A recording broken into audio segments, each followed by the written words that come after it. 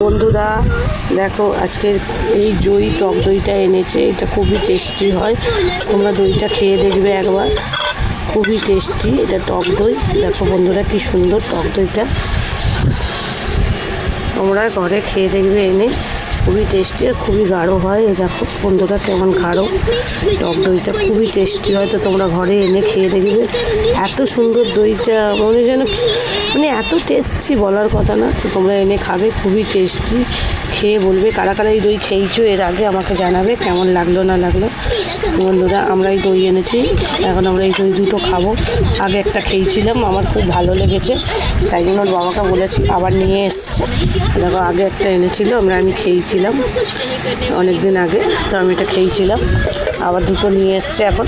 আর মিষ্টির কথা, মিষ্টি দই খেতে ভালোবাসি, টক না, ওই জন্য আমার জন্য এই মিষ্টি দই এনেছে। আমি আরও মিষ্টি বাবা খাবো।